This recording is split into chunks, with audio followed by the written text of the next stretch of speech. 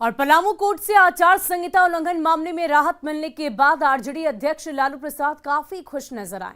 Court के फैसले के बाद सर्किट हाउस पहुंचे लालू प्रसाद ने सुबह का नाश्ता किया और करीब 9:45 बजे एयरपोर्ट के लिए रवाना हो गए, जहां से हेलीकॉप्टर के जरिए उन्होंने सुबह 9:55 पर पटना के लिए उड़ान भरी। लालू के पलामू से विदाई के वक्त पार्टी के वरिष्ठ नेता जेपी यादव, भोला यादव समेत कई नेता मौजूद रहे। सर्किट हाउस से चियांकी हवाई अड्डे जाने के दौरान लालू प्रसाद ने मीडिया के सवालों पर चुप्पी साध ली और किसी भी सवाल का जवाब नहीं दिया।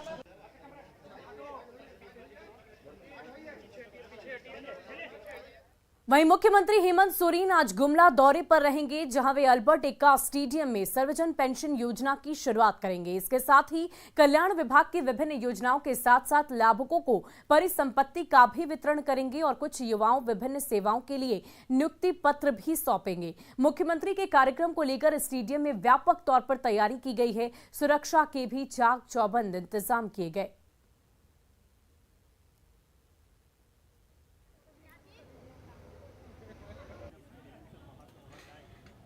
गुमला जिले के लिए आज बहुत बड़ी खुशी का दिन का बात है। आज सुबह के मुख्यमंत्री हेमंत सोरेन गुमला आने वाले हैं।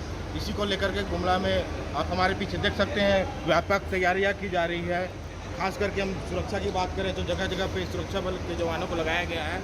कड़ी सुरक्षा है कि मुख्यमंत्री के आगमन को लेकर के सुरक्षा की व्यवस्था की गई है।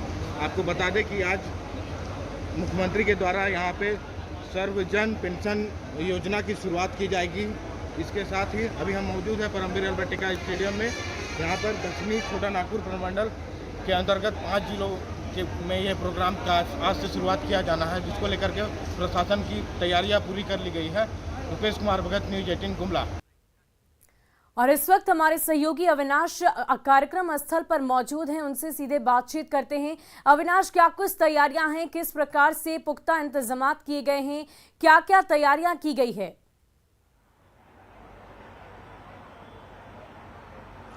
जरूर आज का दिन खास है और खासकर अगर हम कहें मेरे ठीक पीछे जो मंच है, मंच को आप देख सकती हैं कि किस तरह से पूरी तैयारियां हो गई हैं। सामने लिखा है सर्वजन पेंशन योजना और जो सर्वजन है इस शब्द से ही आप समझ सकते हैं कि सबके लिए ये पेंशन की शुरुआत की गई है। इसकी कुछ खास विशेषताएं हैं।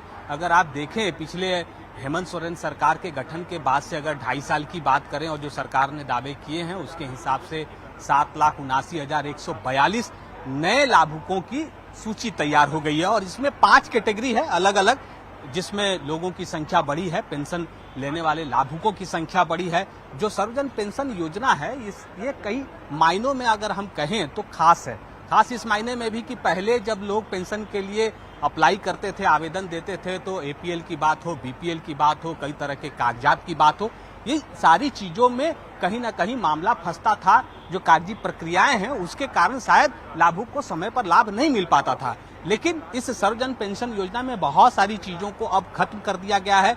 वोटर कार्ड के आधार पर इस योजना का लाभ लाभुक ले सकेंगे। एक और जो खास बात है, हर एक महीने के 5 तारीख को जो लाभुक हैं उनके खाते में ये पैसे चले जाएंगे। 1,000 रुपए जाने हैं। आप समझ सकती हैं कि जो ग्रामीण इलाके हैं उन ग्रामीण इलाकों की अगर हम बात करें तो वहां रहने वाले लाभुकों के लिए 1,000 रुपए बहुत महत्व रखते हैं।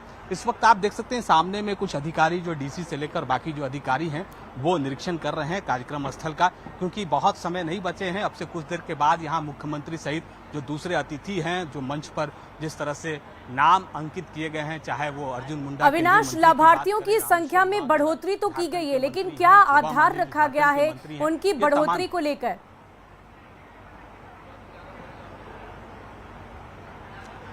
नहीं, मैंने पहले ही कहा कि अब जो सर्वजन पेंशन योजना को लेकर सरकार की गंभीरता दिख रही है उसमें 2-3 चीजें स्पष्ट तौर पर हैं।